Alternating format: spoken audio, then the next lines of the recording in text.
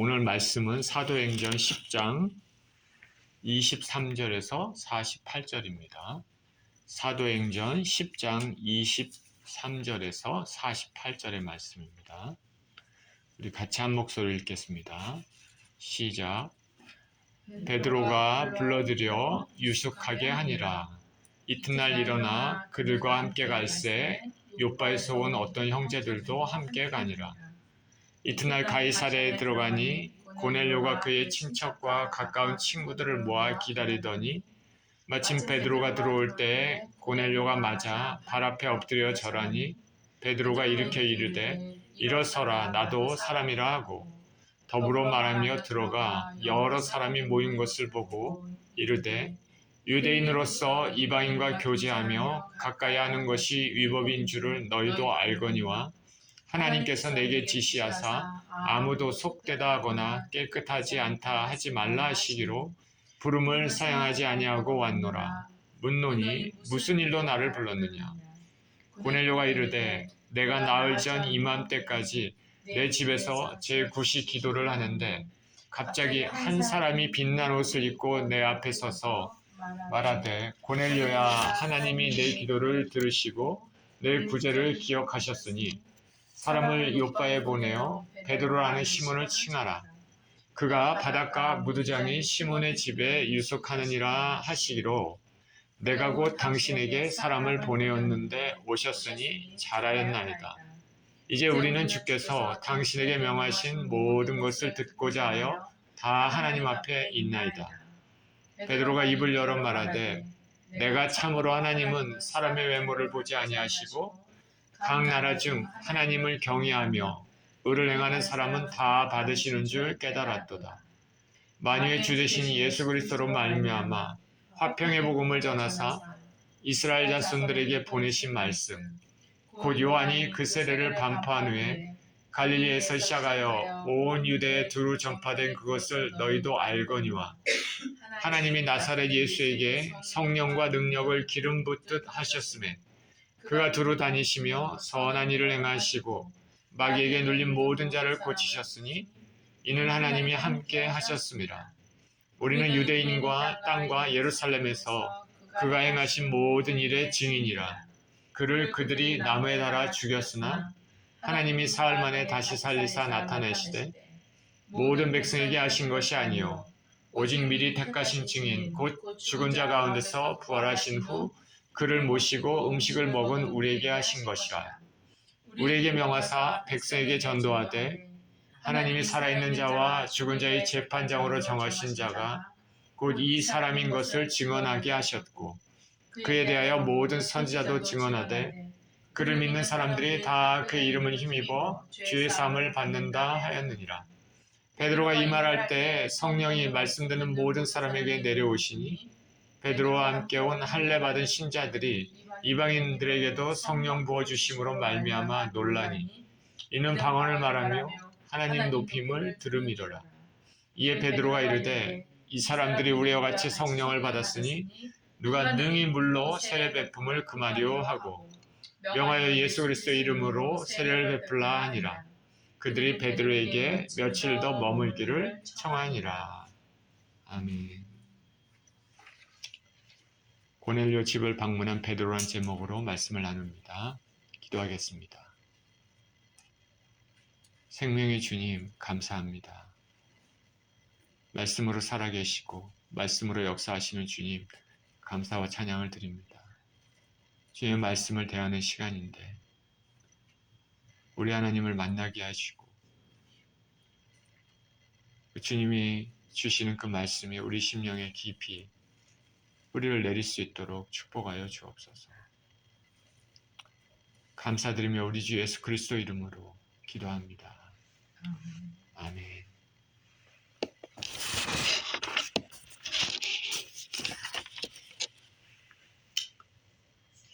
하나님께서 사도들로 권능을 주셨습니다. 그래서 사도들이 성령의 능력을 힘입고 성령의 능력으로 사역하면서 예루살렘 교회가 나날이 새로워지고 있었습니다. 그러던 중에 성령 충만한 스데반이 종교 지도자들의 죄를 이렇게 지적하자 그들이 스데반을 싫어하고 결국 돌로 쳐서 스데반을 죽였습니다. 이렇게 돼서 예루살렘 교회는 큰 박해를 받았습니다. 그래서 사도들 외에는 각처로 다 흩어지게 되었습니다.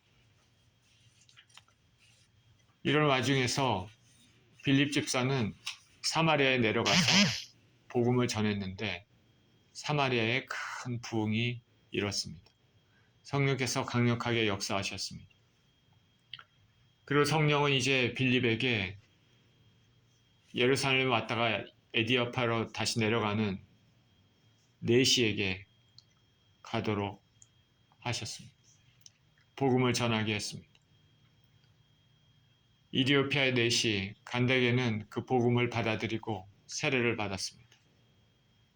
그래서 이제 고국 이디오피아로 내려가는데 아프리카의 내륙에도 복음이 이제 들어가는 계기가 되었습니다. 그런데 유대교에서 열심히 했던 사울은 이런 예수 믿는 자들을 뿌리채 뽑으려고 사기가 등등한 채 여기저기 다니면서 체포의 혈안이 되어 있었습니다. 그는 저 북쪽 멀리 다메섹까지 가서 사람들을 체포해서 예루살렘으로 끌고 오려 했습니다. 대제사장에게 공문을 받고 사람들과 함께 다메섹으로 갔으나 도중에 예수님을 만나면서 고꾸라졌습니다. 그리고 지금까지 자신이 믿어왔던 그 신앙이 잘못되었음을 알고 예수님 안에서 삶이 완전히 바뀌었습니다. 이 와중에 사도 베드로는 각 지역을 두루두루 다니면서 복음을 전하고 있었습니다. 초대교회 모습들이 어떠한지 우리가 대충 짐작이 가시죠. 베드로는 하루는 욥바의 무드장이 시몬의 집에 유하고 있었습니다. 그는 기도 중에 환상을 보았습니다. 보자기에 각종 짐승들이 놓여있는 상태로 하늘로부터 내려오는 환상입니다.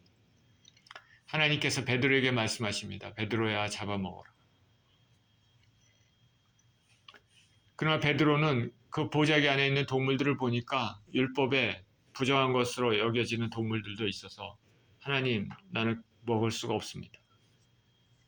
그러자 하나님께서 내가 깨끗하게 한 것, 하나님이 깨끗하게 한 것을 너가 속되다 하지 말라 말씀하십니다.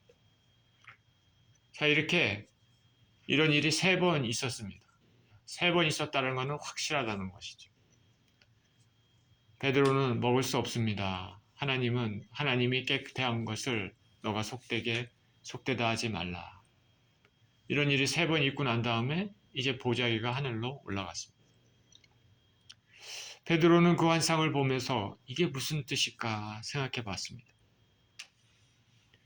그러던 중에 가이사랴에 고넬료라는 믿음이 신실한 로마 백부장으로부터 보냄받은 사람들이 베드로가 묵고 있던 그 집으로 찾아왔습니다. 하나님께서 고넬료에게 베드로를 불러서 말씀을 들으라고 했기 때문에 그렇습니다. 베드로는 이방인과 접촉하는 것이 정결례상으로 부정한 것으로 생각하고 있었기 때문에 주저했습니다. 그런데 하나님께서 말씀하십니다. 의심치 말고 그들을 만나보라. 이 당시까지만 해도 아직 복음의 관점에서 이방인들과 접촉하는 것이 이게 올바른 것인지 아닌지 정립이 아직은 되어 있지 않은 상황이었습니다. 그러나 하나님이 보여주신 그 환상을 통해서 베드로는 어느 정도는 주님의 뜻이 무엇인지 이해하고 있었을 것입니다. 이 고넬료로부터 보냄받은 사람들은 베드로에게 얘기합니다. 우리 주인께서 고넬료 주인께서 당신을 청하서 말씀을 드리려고 합니다. 이렇게 전했습니다. 23절에 이렇게 시작합니다. 베드로가 불러들여 유숙하게 하니라. 이튿날 일어나 그들과 함께 갈새 요바에서 온 어떤 형제들도 함께 가니라. 그래서 베드로는 그들을 불러들여서 유숙하게 했습니다. 날이 어두웠을 것입니다. 그들과 함께 지냅니다. 그들은 당연히 이방인입니다. 그런데 베드로는 거리낌 없이 그들을 불러들였습니다. 날이 밝았습니다. 다음날 이들과 함께 고넬료 집으로 출발합니다. 그때 베드로만 간 것이 아니라 요바에서 온 유대인 형제들도 같이 갔습니다. 유대인 형제들도. 왜 베드로 혼자 가지 않고 유대인 형제들도 같이 갔을까? 아마도 이방인의 집에 혼자 베드로 가는 것이 위험하다고 생각했을 수도 있을 것입니다. 그러나 그거보다는 하나님의 섭리가 있습니다. 뭐냐면 앞으로 고넬료 집에 일어날 큰 은혜, 그 사건을 목도하고 증인으로서 그 사건을 형제들에게 알려주기 위해서 하나님의 섭리 가운데 이들은 같이 가게 된 것입니다.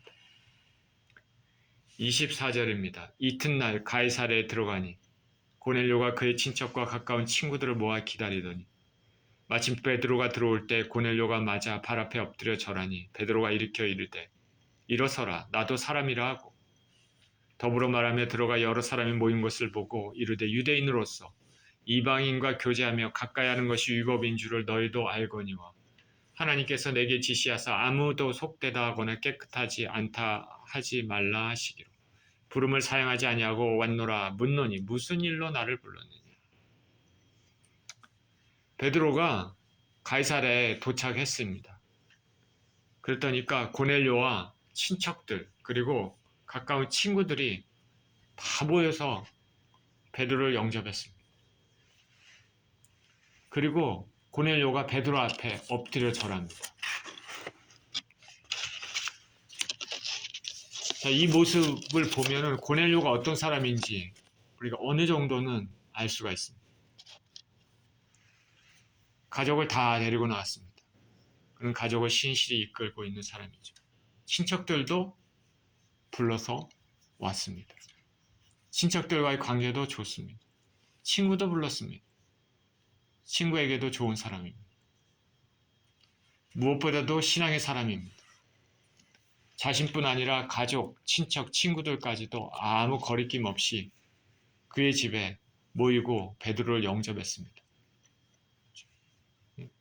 고넬료가 어떤 사람인지 믿음의 사람 그리고 마음이 따뜻한 사람임을 알 수 있습니다.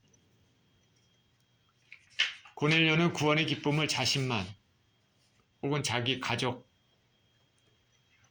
누리기를 원치 않았습니다. 그는 믿음이 확고한 사람이기 때문에 그의 친척, 친구들까지도 다 초대해서 베드로 앞에 섰습니다. 전도하라고 누가 시키지도 않았는데 하나님의 은혜를 진정으로 받은 사람들은 이렇게 하죠. 더욱 놀라운 것은 그가 베드로 앞에 절하면서 베드로를 영접한 것입니다. 그의 신분은 로마의 군대의 백부장입니다. 백부장이면은 100명의 병사를 이끄는 중견 간부죠. 군대. 지금 현재 한국의 군대 시스템에서 어느 정도 계급이 되는지는 제가 모르겠지만은 대령이나 그 정도 될 가능성이 높습니다. 아니면은 별 하나 준장 정도 됐을지도 모르겠습니다. 어쨌든 잘 모르겠지만은 중견 간부죠. 높은 위치입니다. 근데 그가 베드로 앞에 절합니다. 과거 우리나라가 일제치하에 있었던 적이 있는데 일본 군대 중견 장교가 어부였던 사람 앞에 존경의 의미로 엎드려 절하는 것과 같습니다. 놀라운 일이죠. 이례적인 일이 아닙니다. 의례적인 일이 아닙니다. 무엇보다도 놀라운 것은 주의 종에 대한 그의 태도입니다. 하나님의 사자라고 베드로를 인정하고 존경하고 영접합니다. 구약에서 엘리야와 엘리사를 영접해서 은혜를 받았던 사람들이 있지 않습니까? 사렙다 과부, 그리고 죽은 아들을 다시 돌려받았던 여인도 있습니다. 신실한 주의 종을 영접하는 것은 하나님을 영접하는 것과 같은 것이죠. 고넬료의 겸손과 그의 신앙을 엿볼 수 있습니다. 이렇게 준비된 상태에서 하나님의 사자를 영접하면 그곳에 하나님의 은혜가 임하지 않을 수가 없는 것이죠. 고넬료가 이렇게 딱 엎드려 절하자 베드로는 깜짝 놀랍니다. 그러면서 그를 일으켜 세웁니다. 이렇게 하지 말아라. 나도 사람이다. 나도 사람이다. 엎드려 경배받는 것은 하나님이 받으셔야지 사람이 받으면 안 되죠. 그리고 백부장과 이런저런 이야기를 나눕니다. 그리고 베드로가 이런저런 얘기를 나누면서 주의를 이렇게 봤습니다. 봤더니 고넬료뿐만 아니라 여러 사람이 모여 있습니다. 아마도 대부분 모두가 아마 이방인이었을 것입니다.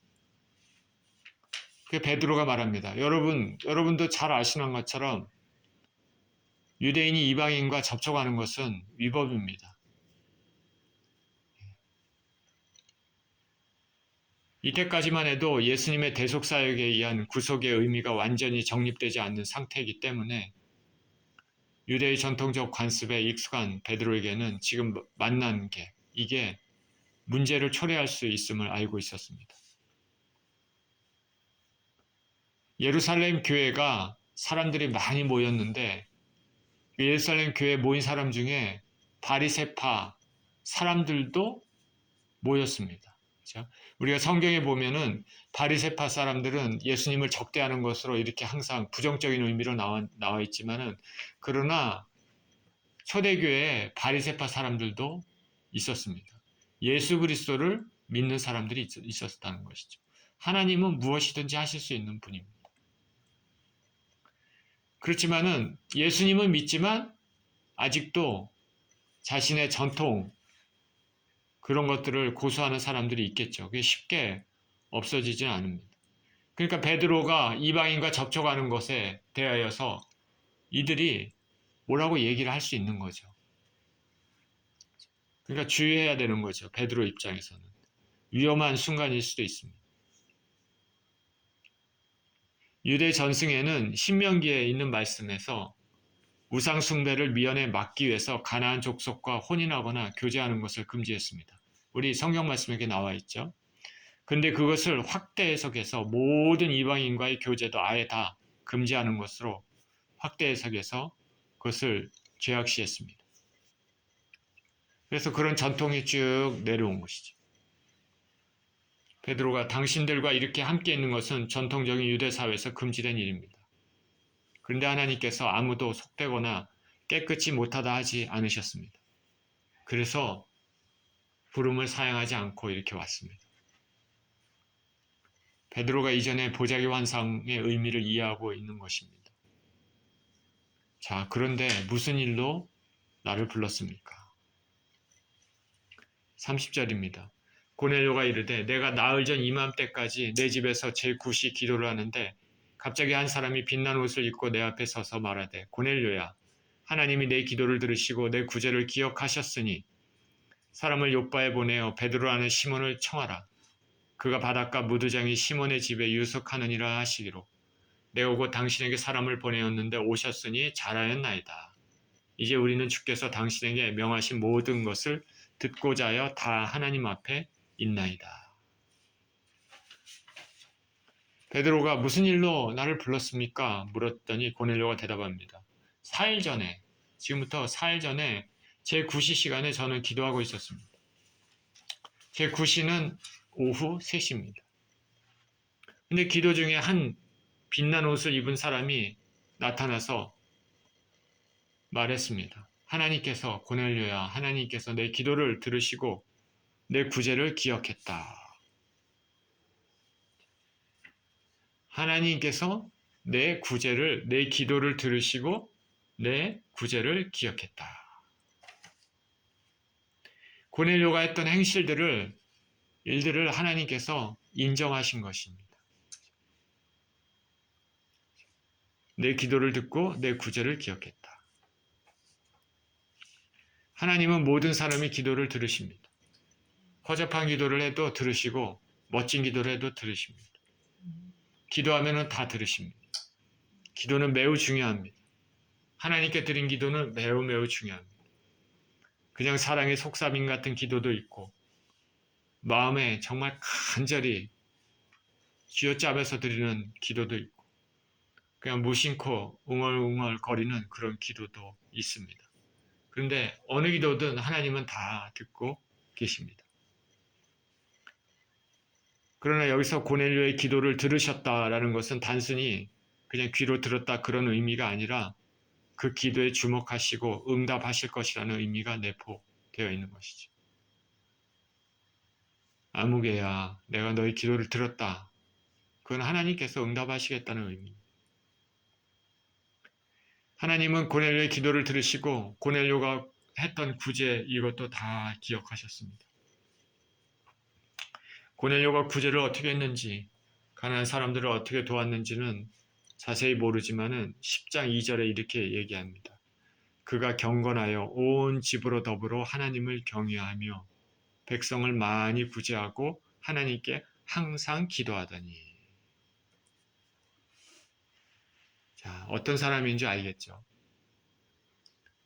가정의 우두머리로 자신뿐 아니라 자신의 식솔들도 모두 하나님을 경외하는 그런 사람들입니다. 그가 경건하여 온 집으로 더불어 하나님을 경외했다. 그리고 백성도 많이 구제했다. 그리고 하나님께 항상 기도했다. 자, 세 개 아시겠습니까? 그 가정을 잘 이끌고 자기뿐만 아니라 가정에 있는 자기 식솔들도 다 하나님을 경외하는 사람으로 그렇게 했고 또 구제도 많이 하고 또 기도도 항상 하는 사람. 참 모범적인 신앙적인 면에서 또 신앙을 떠나서 어쨌든 모범적인 참 사람입니다. 가난한 자를 구제하는 것은 매우 귀하죠. 하나님은 이들에게 베푸는 선행이 하나님께 한 것으로 인정해 주십니다. 고넬료는 또 항상 기도했습니다. 습관적으로 기도했음을 알 수 있습니다. 기도의 습관을 들이는 것은 매우 중요합니다. 좋은 습관은 정말 중요합니다. 좋은 습관을 통해서 우리 인생이 확 달라질 수 있는 것이죠. 기도하는 습관 아주 좋습니다. 예수님은 항상 습관을 따라 기도하셨다고 성경 말하고 있습니다. 고넬료는 유대인이 아닙니다. 이방인인데도 이런 믿음을 가지고 있다는 것이 참 신기합니다. 참 놀랍죠. 어떻게 이렇게 믿음을 가지게 되었을까? 참 놀라운 일입니다. 이 고넬료를 통해서 하나님은 사람의 출신을 차별하는 분이 아님을 확실히 알 수 있습니다. 이 고넬료의 신앙은 우리도 본받아야 될 신앙이죠. 그는 자신의 구원받는 것으로 그치지 않고 가족 구원에도 힘쓰고 구제하고 항상 기도하는 사람이었습니다. 하나님 사자가 고넬료에게 이렇게 말하면서 욥바의 바닷가 무두장이 시몬의 집에 유숙하고 있는 베드로를 청하라. 그러면서 베드로를 청한 그 이유를 설명합니다. 자, 우리가 이제 당신 앞에 서 있습니다. 하나님께서 당신 베드로에게 명하신 것을 우리가 듣고자 하나님 앞에 우리 모두가 이렇게 다 서 있습니다. 고넬료도 서 있고 자기 가족들도 서 있고 친구들, 친척들도 다 이렇게 서 있는 겁니다. 왜? 하나님의 말씀을 듣고자 합니다. 하나님 말씀을 경청하려고 합니다. 우리가 예수님께서 씨 뿌리는 자의 비유를 하셨습니다. 여러 가지 마음밭이 있었죠. 그 중에서 가장 좋은 마음밭. 30배, 60배, 100배의 결실을 얻는 것. 지금 이 사람들이 그런 사람들입니다. 딱 준비가 되어 있습니다. 하나님 말씀을 받으려고 준비를 딱 하고 있는 것이죠. 하나님 앞에 다 있습니다. 겸손의 모습, 은혜를 사모하는 모습입니다. 이때까지만 해도 아마도 고넬료는 아직 예수님의 가르침, 사역에 대해 자세히 모르고 있을 가능성이 있습니다. 그냥 여기저기서 듣는 소문만 들었을 가능성이 있습니다. 그리고 그의 기도와 구제는 모두 구약에 근거할 가능성도 높습니다. 우리 자세히는 모르지만. 우리가 고넬료가 어떻게 하나님을 믿게 됐는지 우리는 모르죠. 구제를 어떻게 했는지, 왜 기도를 하게 되고 그러는지, 어떻게 해서 이렇게까지 경건한 신앙을 갖게 되었는지 우리 모릅니다. 배경은 모르죠. 성경에서 말하고 있지 않습니다.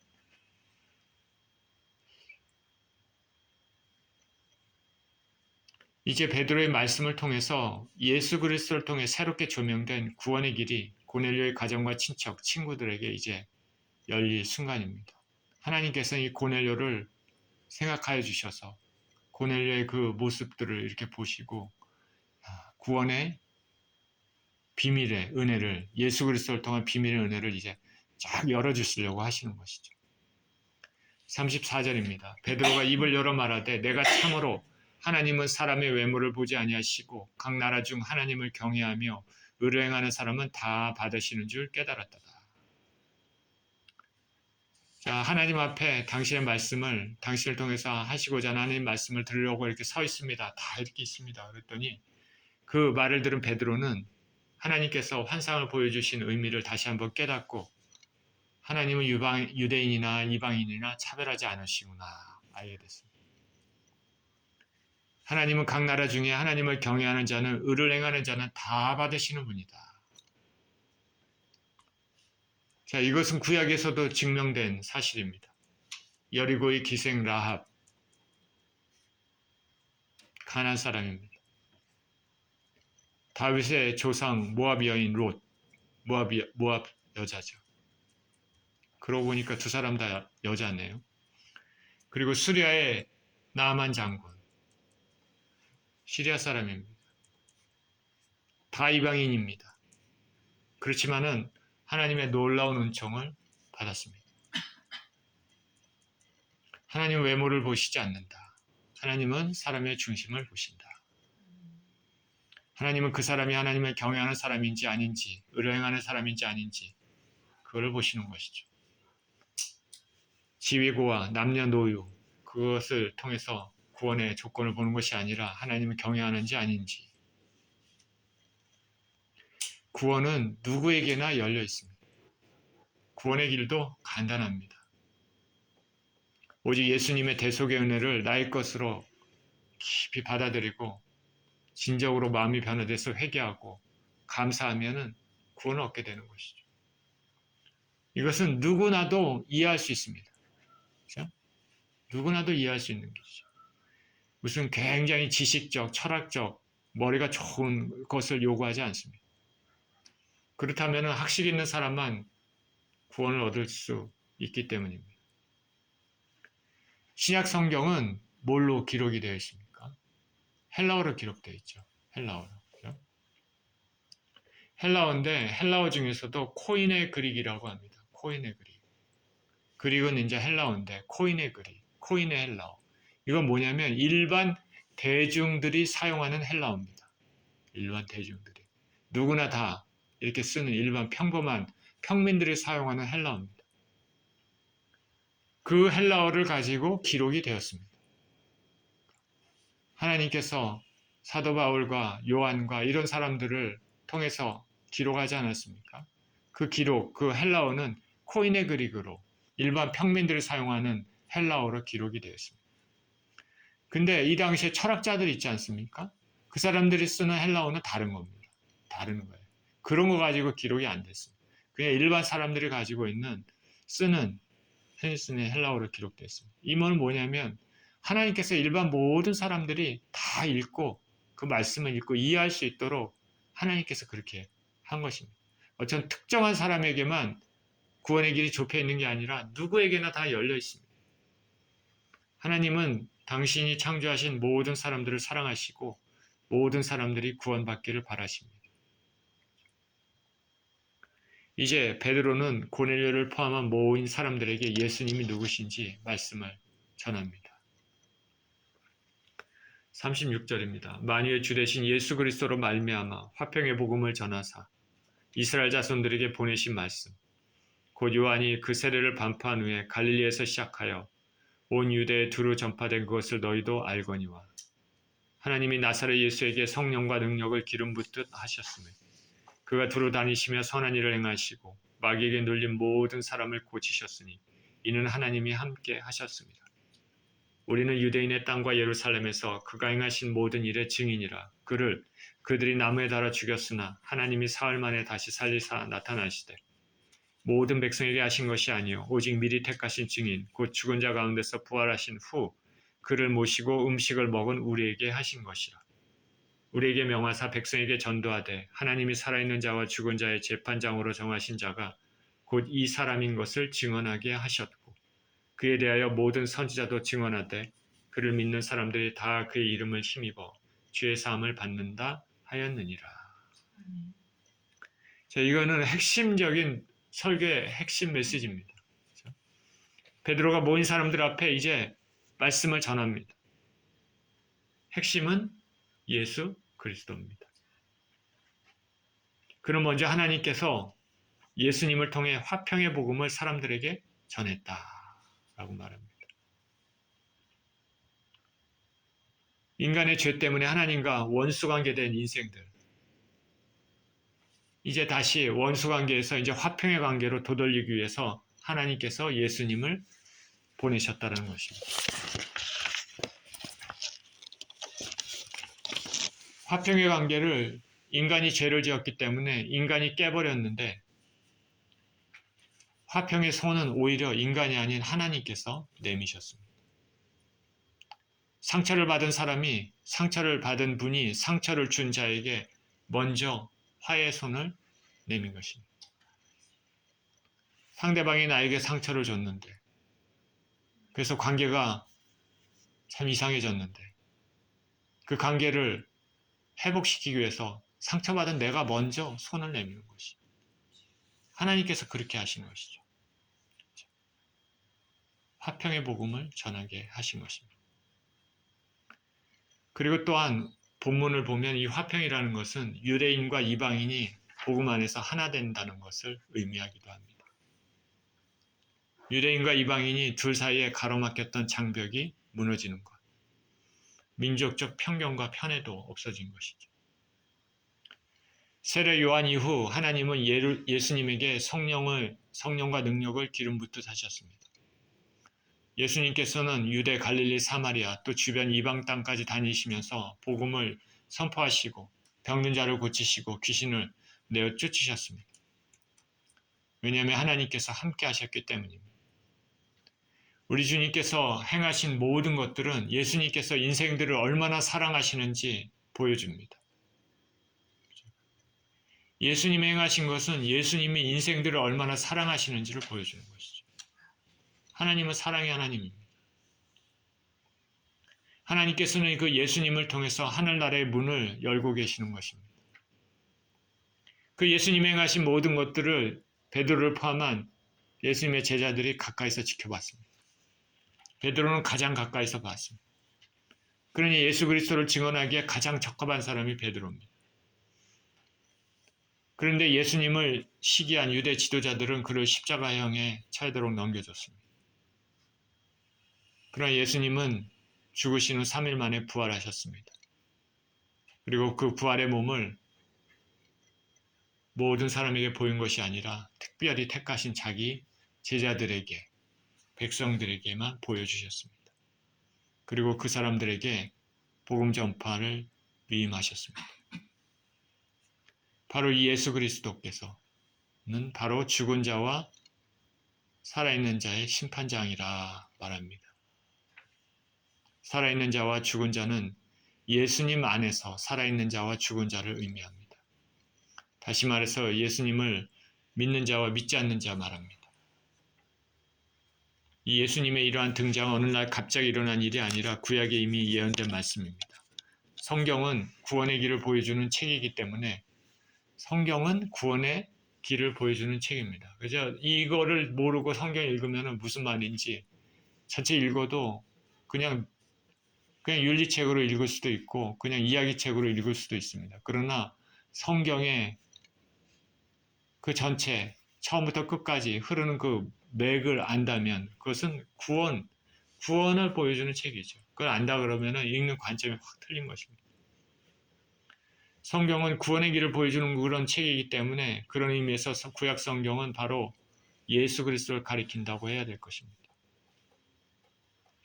예수님을 믿음으로 인간의 가장 중요한 문제, 죄의 문제가 해결됐습니다.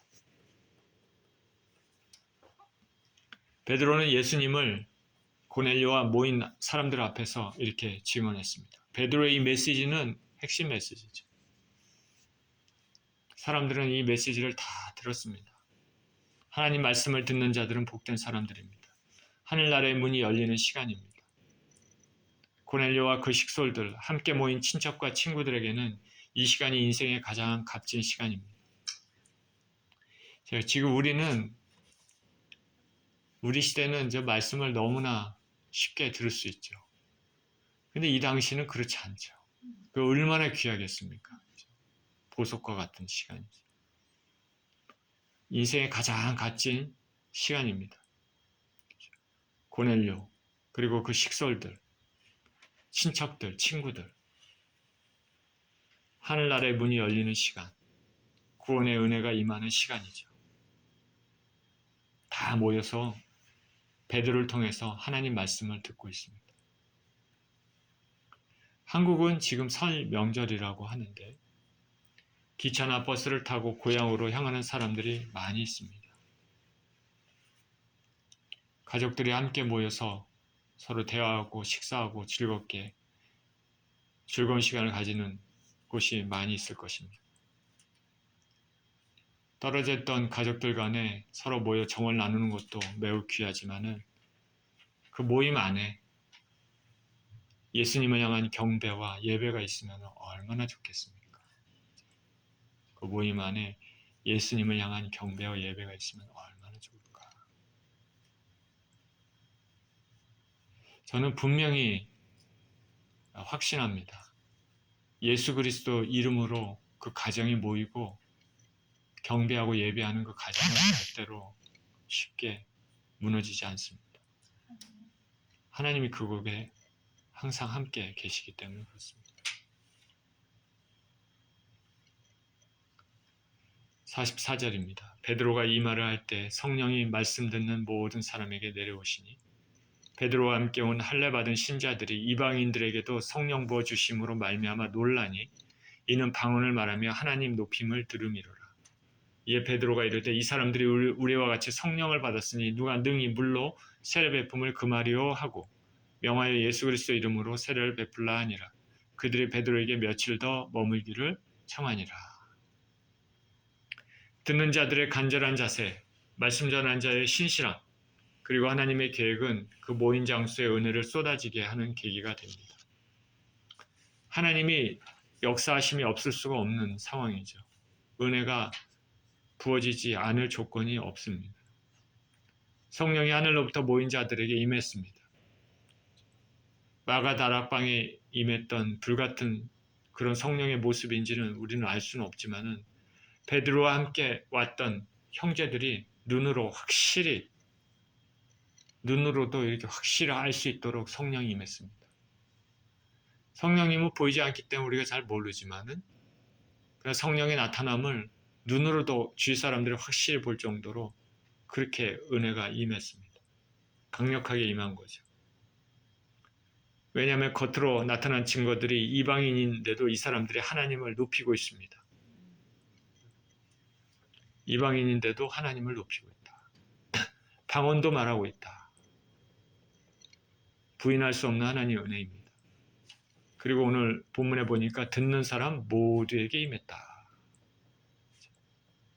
사람들마다 어떤 사람은 믿음이 더 강할 수도 있고 어떤 사람은 좀 덜 강할 수도 있고 어떤 사람은 100% 마음을 여는 사람도 있고 어떤 사람은 좀 90%나 80% 여는 사람도 있을 것입니다. 하지만 그런 거하고는 상관없이 듣는 사람 모두에게 그냥 다 임했습니다.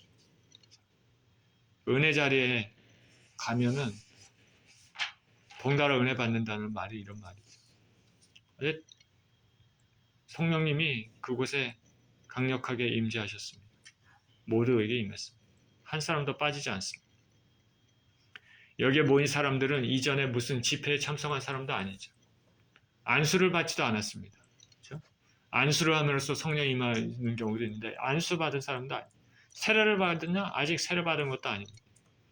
무슨 성령을 받기 위해서 무슨 거룩한 의식을 행하냐? 그것도 아닙니다.